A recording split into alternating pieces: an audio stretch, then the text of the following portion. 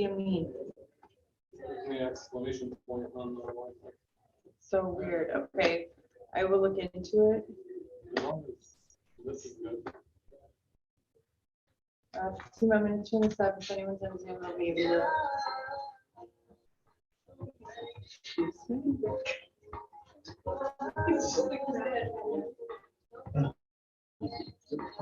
I'm like, what's she saying? Sorry. All right. Yeah. Maybe that's just in church. I have, Do what you want here. My dad. You should be good. They can. You'll be able to hear anyone. Okay. Yeah. Okay. I have section A, okay.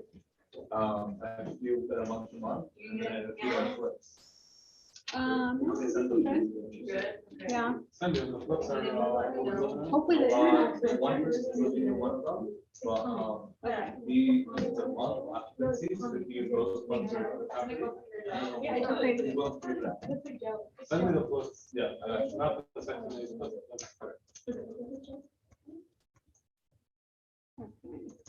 Then if somebody doesn't like mine, I'll go, are they on the active? Yeah, exactly, exactly.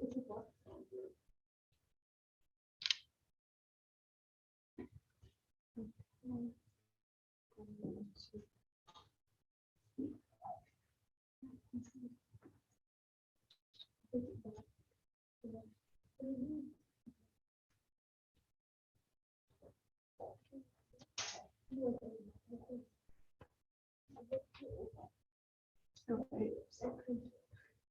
You guys are familiar with your account. Are you familiar with your account? Yeah, I just like, I just made that account. Okay, got it. So I'll tell you how to get into listing packages first, and I think everyone else is already done command or knows how to use command. So I'll do contracts first, and then I'll do command after for you. Okay. So let me just give it like 2 more minutes in case anybody else.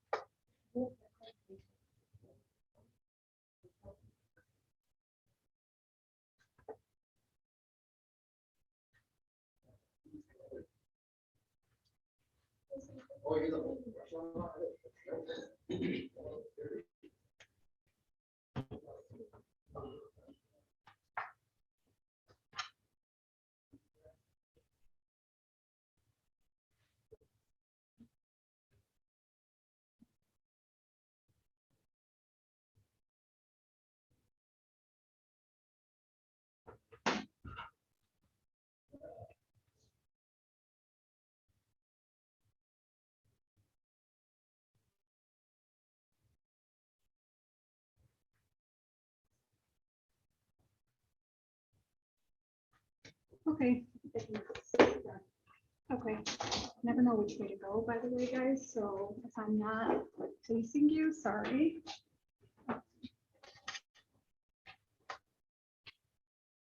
Okay, so I'm just gonna show you a basic of how to do exclusive right itself. So whenever you're doing this thing. First thing you're gonna do when you log into RealComp, you're gonna go into external links, and you're gonna go into Remind Pro and Docs. And then we're gonna go into listing package. This will pop up. It should load. If it wants to load too.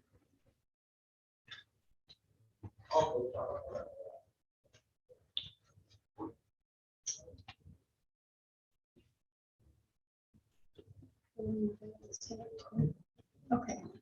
And then you're gonna go again into Docs Plus to get to the listing packages. We have 2 different packages for you guys. If you look over here, you're gonna go over to the form library. and go under Keller Williams Legacy. All of the documents that you would need for a listing package are in here. The ones that I care about are going to be the exclusive right to sell. This is our main document, and I've been seeing a few mistakes with it lately from some of the agents, so I wanted to just make sure you guys were doing it right. So this is our KW exclusive right to sell.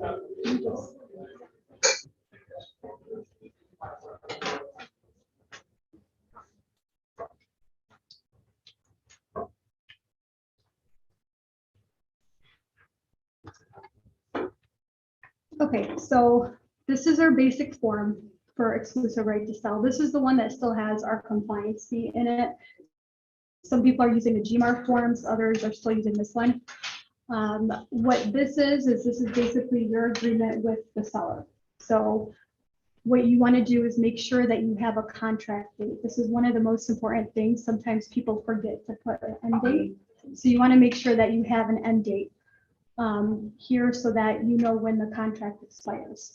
The next thing you want to do is make sure you put the property address on number 2. This will get pre-populated for you if you pull it up from PRD. So if you just go into, like, let's say, and making it easier for yourself, let's say we want to go into, I think it's going to work too.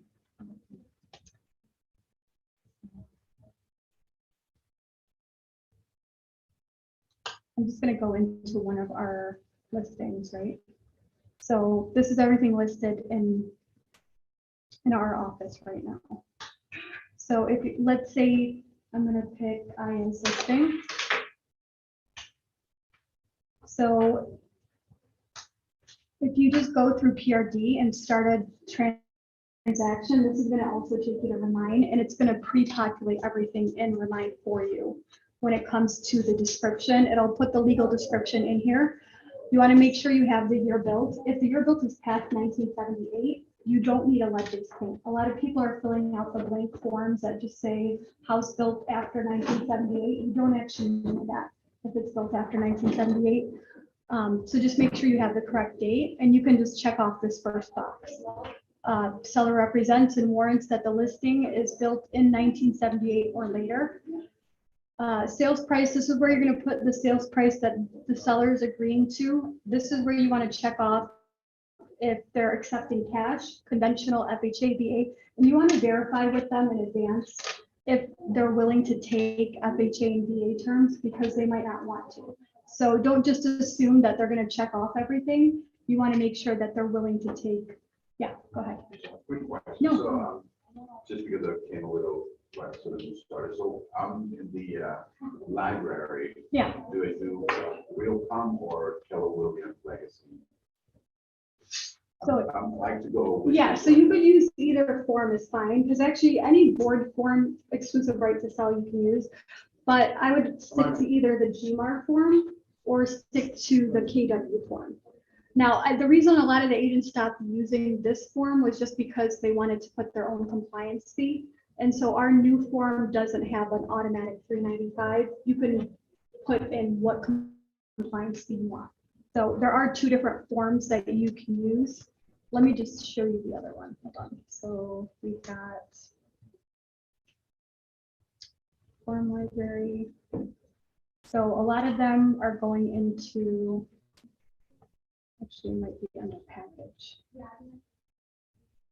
So if you click on listing package, this one is going to show you the GMAR exclusive right to sell. So all they did was they put the exclusive right to sell from GMAR. You can use this too. This works perfectly fine. The only difference is, like I said, here, a lot of agents will put under other, they'll put whatever, seller to pay $395, $495, $595 compliance fee. You are allowed to choose. I just wouldn't go too high, because then it might look a little bit suspicious. It's like why each agent's charging a big difference. Okay, so we went over price and terms. It's all of the sections are going to be the same. So here in under commission, I get this put in incorrect a lot. So commission percent number 4, You want to put, and I think you might want to look at this one too. So for commission, you always want to put what the seller is willing to pay in total. So don't just put 3% here, because what that means is if you're, how do I say that?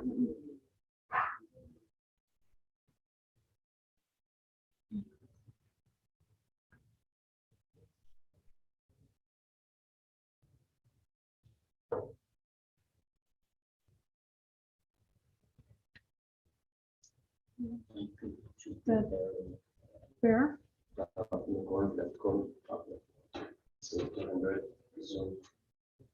Where am I not? seeing it? I can't see it. Try to- Up here? Oh, Am I blind? That's okay. Let's look. Help me. It's okay. Oh, it's right there. Left-hand side. Look at me. Yeah, you got it. Sorry, guys. It's okay. This is like my third time presenting, so. Okay, so under commission, here you want to put the total commission amount. So if your seller is willing to pay 6%, you want to put a total of 6% here. Where you're putting the cooperating broker is going to be under number 8. So you want to put what you want to pay out to the other agent under number 8. So wherever it says cooperating broker, that's what you're paying out.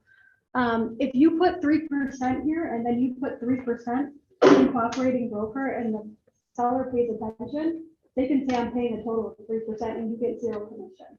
So you guys just want to make sure that that part's accurate. And then another thing some people might not pay attention to is just to make sure that when you receive the deposit, it just says the seller or anyone who sells or enters into a contract to receive a deposit within, this part is, let's say your listing is about to expire and it does, someone showed the house, right? So then your contract expires, they end up putting in an offer. You're still able to collect commission on that if you put in like 90 days here. So you can say I'm protected for 90 days after this contract expires.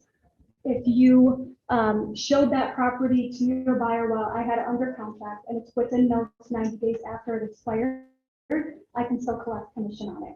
So because some people might actually wait, some agents might wait knowing that your property is about to expire and then go directly to the seller to put in an offer. So you want to protect yourself and just put in some type of contingency there. Same. Before you go on, Yeah.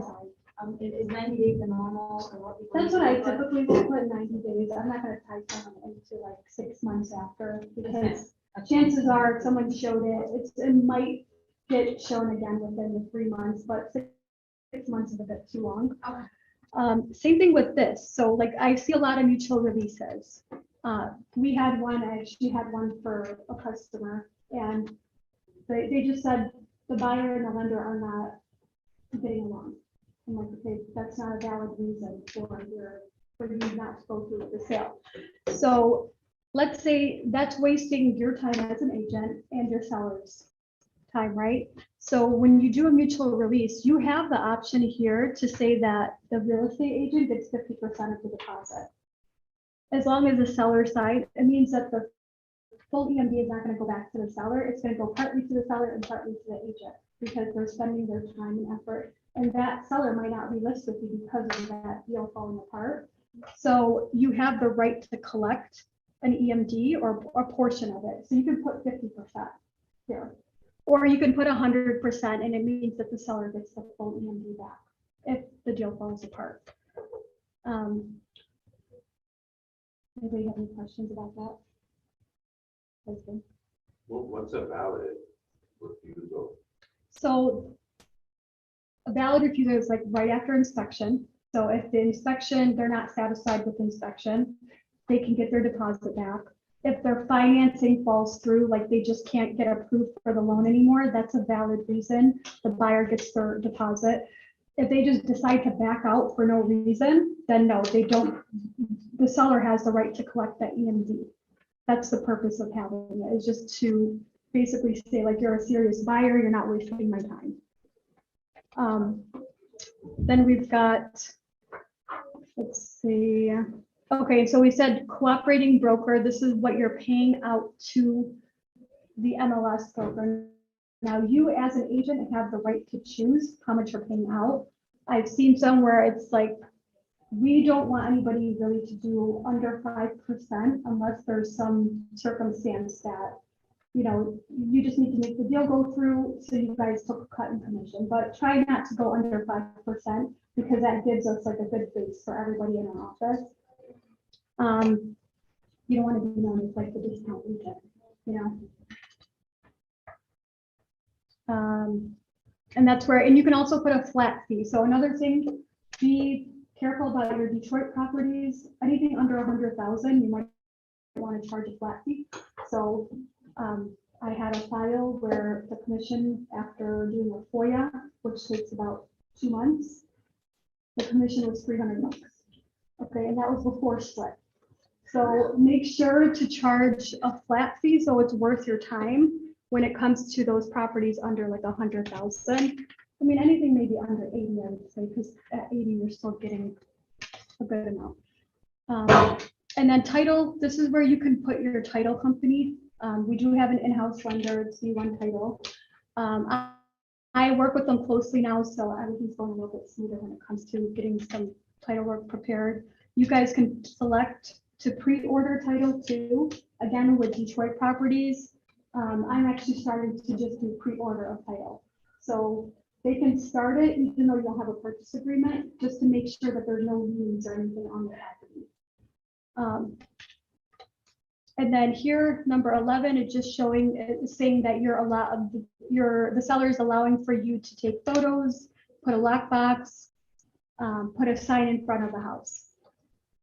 Also verify with that. Some of them don't like that. So make sure they're okay with you putting a lockbox. So you have to check off that they are authorized to put a lockbox on their property. This is just saying market. So you're marketing the purchase agreement, contract of sale. Okay. So this just means that you're no longer going to be marketing the property once the contract is accepted. It doesn't mean that you can't advertise it. It just means that you can't show it if the seller doesn't want to show it anymore. Referrals, just make sure if you have a referral agreement to submit that with your contract. If somebody referred it to you, make sure you have a referral agreement. And you want to make sure that's signed. They ask if the seller is a citizen, just check yes or no and verify that too, because if this comes to closing and you find out your seller is not a citizen, they could be subject to additional taxes. So you want to find out if your seller is a citizen, because there might be taxes that have to be withheld because of them not being a citizen. We've got what else? The non-discrimination, of course, we don't discriminate against age, height, weight, physical or mental disability, or familial status, and it's prohibited. Be careful of shoppers. There are people who call in and pretend they're buyers just to see how you react to them saying, oh, hey, we had somebody come in here too, actually, saying like, I don't know if Dearborn's right for me, and they're African-American. Like they were trying to poach the agent to see like if they tried to steer them into another market. So that's something you guys got to pay attention to. Never tell somebody like, oh yeah, I don't think this is the right area for you. That's like a $10,000 fine. They could come after the brokerage if they find out that there's any discrimination going on, or we're steering people out of the city for being, you know, something that isn't represented here. And then just remember, this is a binding contract.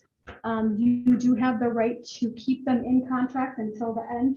So let's say you put it on market, a week later they tell you, I don't want to sell my house. You have the right to keep it conditionally withdrawn until this end date. So that's why you always want to put a contract end date. You can, I mean, we don't really, if it's like a week later and they just decide they don't want to sell, you probably don't want to hold them to that. But let's say, you know, you've got 30 showings and all of a sudden they're like, I don't want to sell anymore. You can keep them in contract, conditionally withdrawn, so that they don't put it on market with another agent until the end of your contract date. I'm sorry. Yeah. Okay, what if like it's been a week or two And then they decide that they want to sell it to the other kid, maybe they're thinking, or they don't want to sell it anymore, but maybe that really they want to work with another agent. Right. Shouldn't you keep it, really Yeah. conditionally withdrawn, but you don't know that though, they're trying to. You can pretend like keep they it, you want have the right to conditionally withdraw it until your exclusive right to sell ends. So if it's in contract until March 31st, Yeah, you can put it in real com condition withdrawn until that date. Now, if they go and sell it behind your back, because they can do that, they can just go to a title company and close. yeah, Even you find out about it, you have the right to pursue your commission. So you can take those documents, say, hey, here's my exclusive right to sell, Yeah. here's my contract. They went and closed it without me knowing, you have the right to your commission. so you should always know, even if it's gonna be, because they could be. Yeah, I mean, again, like, it could be, let's say, worst case, somebody passes away, or somebody's going through a divorce, or something where it doesn't make sense to them right now to sell. That's different. We don't want to hold them to it, but if you feel like, okay, I've gotten multiple, especially agents that get 3 offers come in, everything's going good, they get above asking, and then all of a sudden they're like, oh, I don't want to sell anymore. That's when I would be, well, you're in contract until this date, and if it sells or you try to sell it, you still have the right to our commission. You have to just, Say that in a nice way. yeah, advocate for yourself, like, hey, I'm doing my job, this is what you hired me to do. Yeah. And this is why we signed this contract. So again, I see a lot of blank ones. So like, I'll get where it's exclusive right to sell is literally like, there's no end date here. You want to make sure you put a contract date, and you have to actually say like, hey, I'm gonna market this for 90 days. This is when our contract ends. If it's anything happens before that, we're in contract until this date. You can't pull it off the market. But like I said, a lot of agents don't want to deal with getting harassed, like, no, I don't want to unmarket, just take it off the market and you unconditionally withdraw it. Then when you do that, they have the right to go with another agent. When You you, unconditionally withdraw. oh, but if you conditionally withdraw, they don't have the right to. Right, exactly. Let's say I conditionally withdraw something. Mhm. And they go post it, for example, day or now it's back on the market and it's in its own category, which is active.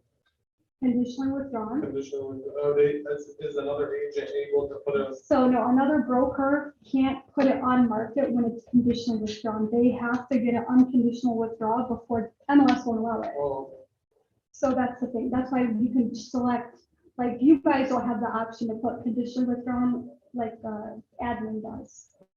okay. So you have to tell us if you want it conditionally withdrawn or unconditionally withdrawn. Yeah. But that's why, again, I tell people contracts are important. Use them to your benefit. Okay, so that's our exclusive right to sell. And does anybody have any questions regarding like seller's disclosures or lead-based paint? Anything like that? So I just want to go over stuff that you guys need help with. I don't want to just like repeat a lot of stuff that you would know. That would be great to go over. The seller's disclosures? Okay, so with seller's disclosure forms, again, these are my favorite things to talk about because they're always blank for some reason. Everyone wants to just sign contracts. Nobody wants their customer to fill these out. And this is where the majority of your lawsuits are going to happen. So you say, let me just iterate. If it's a landlord, they are not exempt from signing disclosures. These need to be filled out. So if anything, a landlord should know more about their property than a homeowner does, because they've got somebody else living in it, and chances are they're going to be the ones fixing it every time, the faucet leaks, the landlord's getting notified. Stuff you might not even pay attention in your own house, a landlord's gonna know because it's their investment. So if someone says, oh, I don't know anything about the house, just say, please fill it out to the best of your knowledge. That's why there's an unknown category. So let's say they just don't know. They can select unknown, that's okay. They're disclosing that they don't know. If something's not available, like if there's no fridge in the house, they just put not available. Or if they don't want to include a fridge in the sale, you put not available, even though there is an actual fridge in the house. So when you select not available, it just means that this is not going to be part of your sale. Unknown just means like, let's say they're not sure if there's an antenna, they could select unknown. Or if let's say, okay, the house doesn't have a pool heater, there's no pool, you just put not available. And then here you're just going to, and mind you, the sellers never, or agents don't ever fill these out for the seller. They have to fill it out themselves. Question. Yeah. So let's say that there's a sale going on and the property is completely furnished and the seller doesn't want the furniture to be part of the sale. Yeah. You can do that. Is there another section of the? So you're sale? referring to like the actual furniture? Right. Okay, so that is in our purchase agreement, or in a purchase agreement, it's assumed that furniture is not included. What is assumed that is included is anything fixed to the house. So like if there's a light fixture, that's included. If there's a chandelier, that's $20,000. Unless they exclude the chandelier, it's included. So anything that's actually physically attached to a wall or to the floor with like some type of bolt. So that includes curtains. So the curtain rods are included. The actual curtains are not. So if they're not excluding, then you're assuming as a buyer that this is included in the sale. Would that be on this disclosure? So- Or would it be on the actual? So where you would actually see exclusions is on the exclusive right to sell, and I probably went past it. So typically, right here, where it says the property is being sold together with all improvements and appurtenance, if any, now in or on premises, including all buildings, fixtures, built-in appliances, all window treatments, including hardware, attached floor coverings, attached fireplace doors, screens, gas logs, garage door openers, and controls. So all of this, right, this is stating that this is what's included. Exclusions are right here. So seller excludes the following items, which is right underneath here. You typically you don't have to put furniture because that's just assumed, that's personal property. It's not part of the house. But if they are excluding, let's say, they have some special, some people take out mosaic windows that they put in the house that are expensive. They'll say excluding this window, we'll replace it with a generic one. They can exclude it from the sale. Same thing with, an expensive light fixture or expensive, let's say they have a hot tub.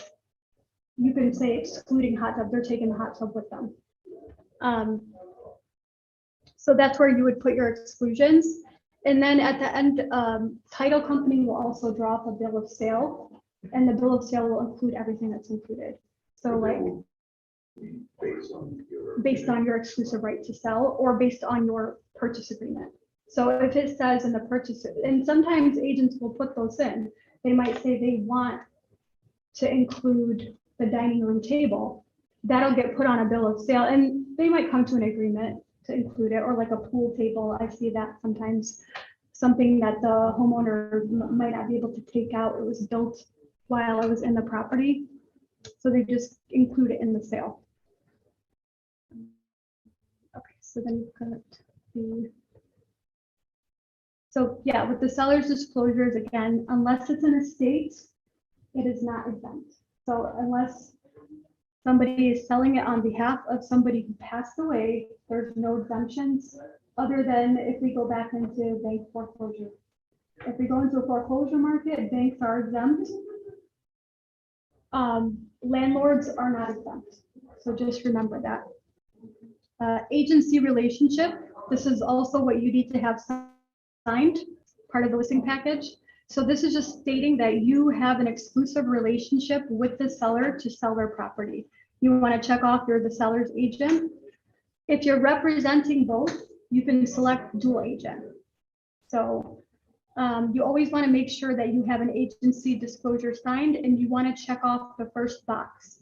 So check here if acting as a designated agent, only the licensee's broker and named supervising broker have the same relationship. So you want to always check off box 1. I get box 2 all the time. It means that your relationship with your seller is no different than any other real estate agent will show you that. So you always want to put you're the designated agent.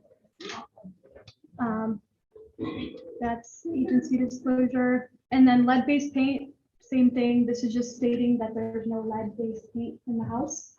Anything built after 1978, you do not need this form. So if I see that the house was built in 2001, I'm not going to ask you for this form. I don't need it. I don't need a blank copy telling me that it's built after 1978. You don't need it. And then our affiliate business arrangement disclosure just tells other agents and the buyer or seller that we have a business relationship with V1 Title and that we're disclosing to them that we have a relationship with that company. So just make sure you have that signed if you're using V1 Title. And that's all of, so it's our in-house title company. So when Oh, you, you don't know what the company. so that, yeah. So Sandy is in our office. She works from KW and she's a title company. If you need help ordering, I'll show you how to do that, okay? So those forms that you have on there, those are the actual forms that you needed Yep. to sign an agreement. This is, yeah, for your listing agreement. I just need these 5 forms. Everything else is just extra.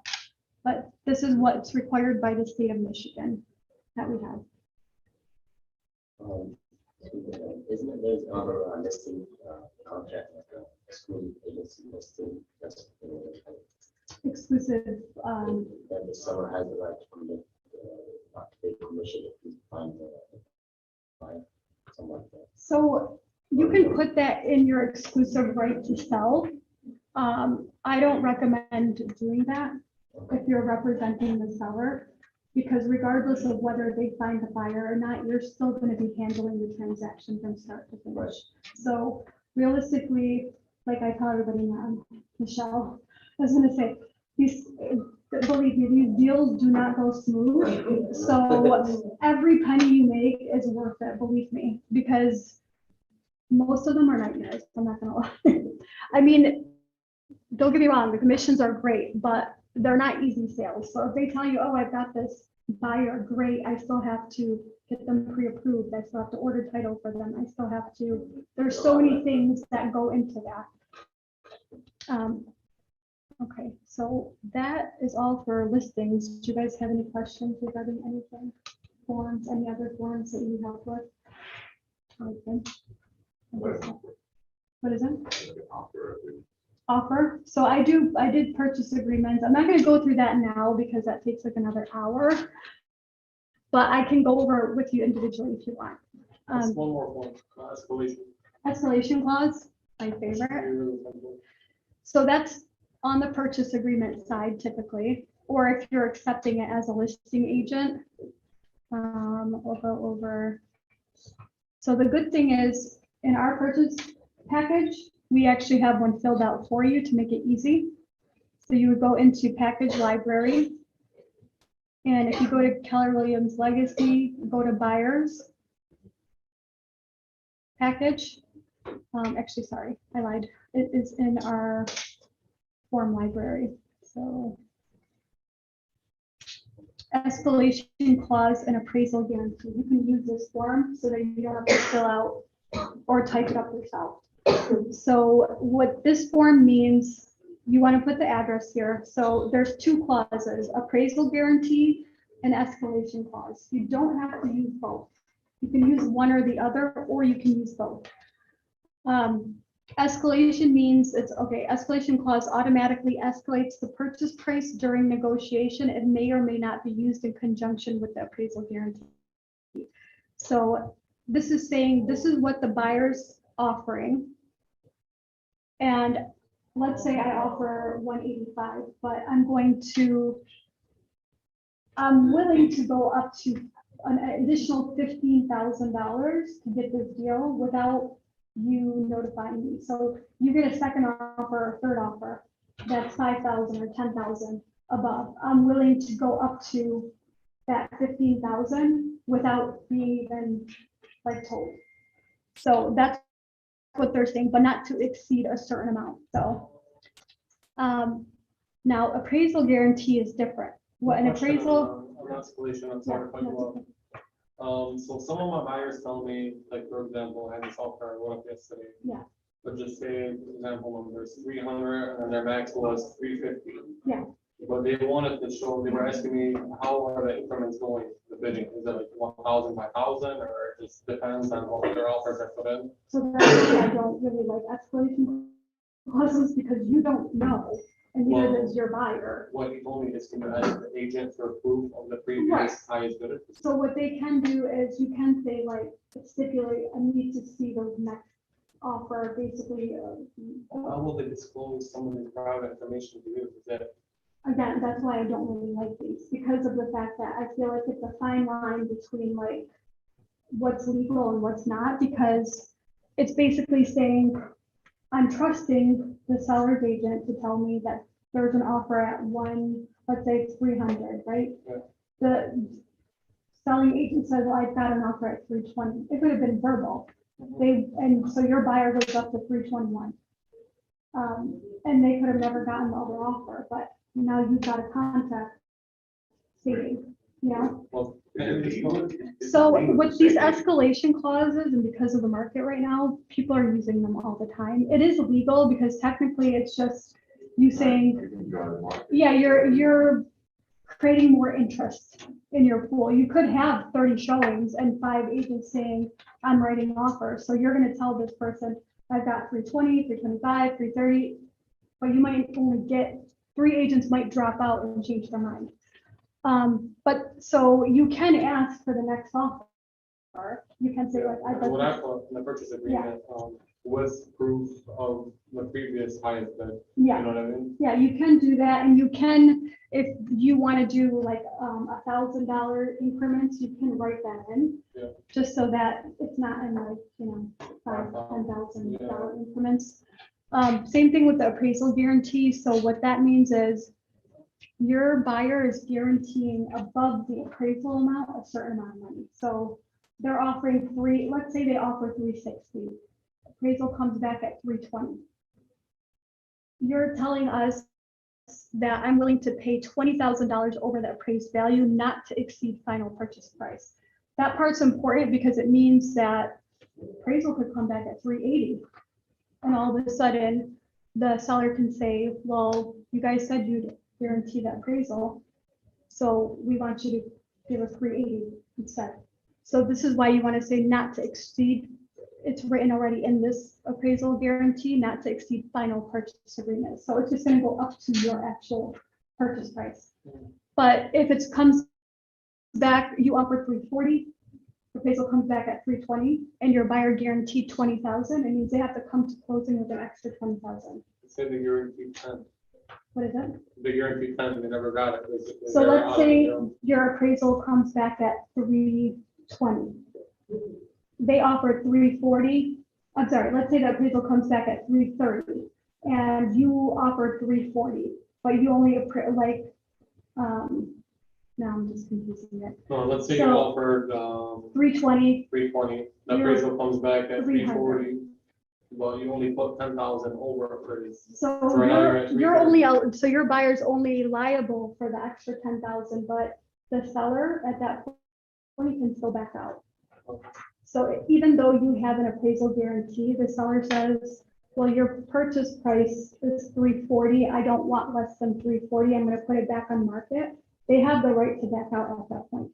So that's why, like I said, this I'm not a huge fan of, but it's just the market we're in right now. It still leverage, like the seller has all the leverage. In Let's this say my scenario. buyer has cash and is not worried about what it gets appraised Yeah. for. Can I put full amount instead of like a set number? I would still put a set number because, For example, let's just say the house is appraised for 100, but they put a $200,000 offer, you know what I mean? but you have to look at it from what you're doing in best interest for your buyer. Do you want them to buy a house that is appraised 100,000 less than? I mean, if they're willing to, and let's say they're just gonna gut it and redo the whole house, and they want to do that, you can.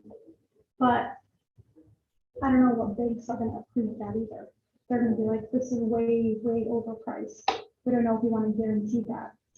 We should never put full amount in that slot, but you could, we'd rather. So you can do it to where we'll pay X amount of dollars not to exceed purchase price. So basically, they're just willing, you can put, Yeah. so they're gonna pay up to that purchase price, then that's it, they're gonna guarantee. But that's what the market, yeah, 5 years ago, it was a flip side. So the sellers were giving concessions and begging people to buy, and now it's like the opposite. That's what it seems like, because that would be for like a cash buyer, but if you get a loan, Right. they're not gonna, unless they have that amount, let's say, another $20,000. Yeah, and that's the thing, a lot of people don't have that extra cash, and sometimes the agents are not verifying, like, are you actually able to cover if this go, and it's not only that, sometimes it doesn't allow from the lender. Let's say it's money from a family member, they're borrowing, the lender's gonna say, well, hey, I can't approve this. We had, I think, somebody here too, it's like, the money can come from a family member, it can't come from a friend. So you guys have to be very particular about like where that extra money is coming from. The lender is gonna ask for verification or proof of where that money is coming from. So let's say that's just, scenario, let's say that you're not using that form, the plot form, and the property appraises $20,000 over the asking price. Can the seller back out? No. Okay. So if it goes above appraisal value and they accepted the offer at 320 and the house appraised for 360, your buyer's off to a great start. They've already got 40,000 in equity. Seller cannot back out at that point. What if I have this form? No, Okay. no, because they're basing it on your purchase price. Anything above that is just extra for your buyer. So if the appraisal comes back higher, I think someone here said too, they had something come in $80,000 higher appraised value. Yeah, it's like 58,000 above. Okay, yeah, and so I mean they're already got that much equity, but that offer got accepted, and there's no reason. I mean, they can sue to perform if they try to back out. So, but that's where the market is right now. Yeah. Anybody else have questions? Listing stuff?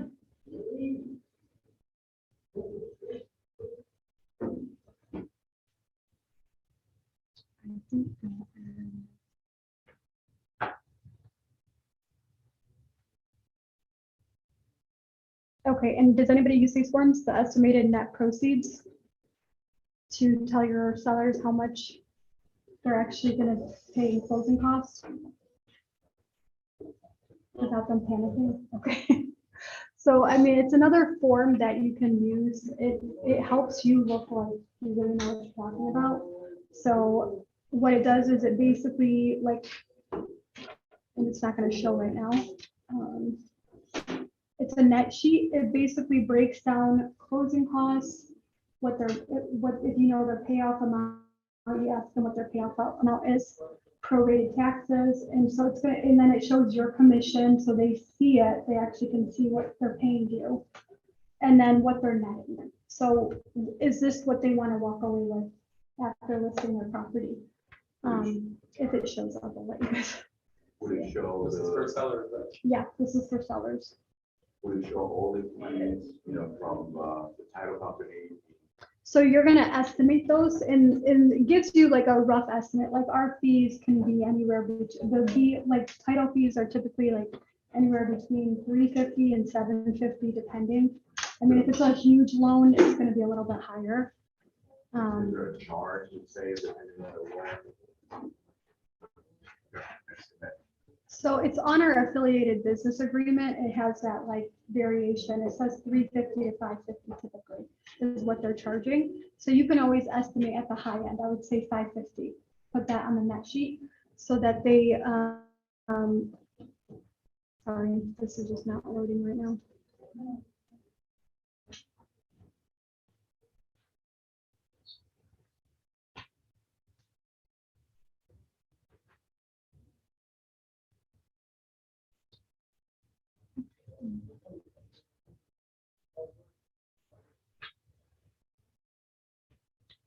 I think Remind gave up on us right now, so Probably have too many wheels on both. maybe, yeah. Hmm. Yeah, I think the internet's kind of acting up right now.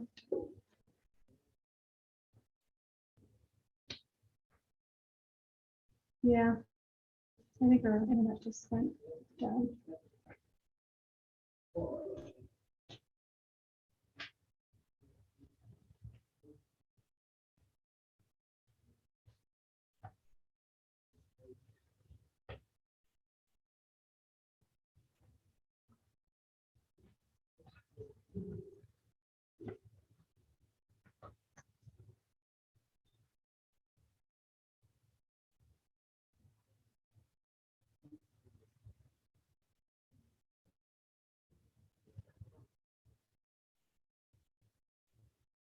Okay, well.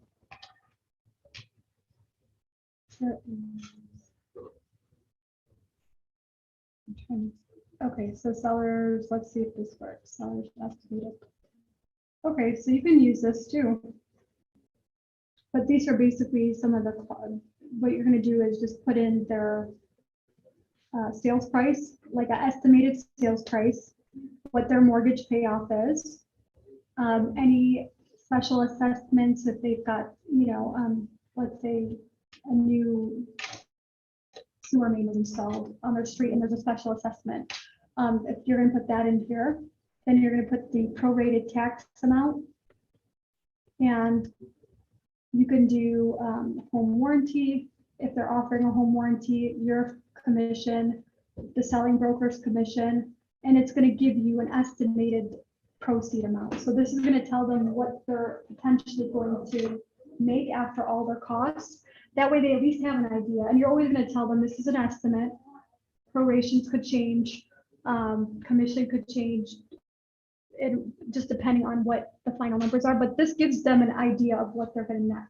So you could use this sheet or, just type it out if you're good with math or not, so. Is there like a form that will, like a guide of prorated taxes? So that's gonna be specific to each property. So it's hard to be able to do, and it depends on what time of year it is. So did they pay their summer taxes? Did they pay their winter taxes? Does their mortgage just pay the whole thing off? So that's why all of this is just gonna be a guesstimate. So would you say like a rule of thumb would be 4 months? No, because it could be 2 days from when they have to pay their taxes, or it could have been a week after they paid their taxes. It just depends on the seller and how they pay their prorations. Yeah, so you get the information from the seller, and typically if it's through a mortgage, their escrow is gonna pay summer and then winter. So it just depends on the time frame of when they actually do that. But it just gives them an idea of what they're gonna end up with so that they're not shocked when they get their settlement statement. So usually the lenders will have that info, right? Like that. So the lender is just gonna give them their closing costs. They're not gonna give them their, this is what you do when you're going to a listing appointment. So they're gonna say, this is how much I wanna make. I might owe only $50,000 left on the house that's worth $350,000. They might say, I want a net. If I make $250,000, I'm happy. So you have to just, as the list agent, give them all the different scenarios and then say, this is what you can end up with. This is actually a good tool if you're going after a for sale by owner. because they're gonna be like, oh, I wanna save on the commission, you can say, well, do you know what your payoff amount is? Do you know how much, a lot of people don't even know what they owe. They could think that they owe 150 and they end up owing 95 on their mortgage. I mean, most people might have a better idea, but just depends. Or there could be a lien that they forgot to tell you about. Oh yeah, there's $20,000 capital when, you know, like a lien on my house. You gotta add that in because that's gonna get paid off at closing. But that's just seller net sheet for you. Now, anything like taxes or personal taxes will have to be paid. With Property tax. So personal taxes are what gets paid here, or any judgments. So someone can attach a judgment, or if there's blight violations, anything that's owed on this property, like a water bill that's past due, has to get paid at closing. So let's say there are some ordinance that they weren't paid, Yep. that could be added into. All of it gets, everything pulls up in title. You'll be surprised. There's one that's got like a list of probably 15 blight violations pulled up on title. So that is that, let's say that comes out, would that be a negotiation point for the buyer? To say, hey, look, you know, there's. No, because title's not going to transfer those violations to the buyer. In order for them to give a policy and issue and insure it, they want to make sure it gets paid at closing. Oh, so that would be sell it. Yeah. It's the seller's responsibility to pay whatever's owed on that property. Okay. I think we're good, guys. You guys ready? You good? Okay, and if you have any questions, just let me know. And if you don't feel like doing any of this, you can hire me to do it too, so. You're welcome. Thanks for coming.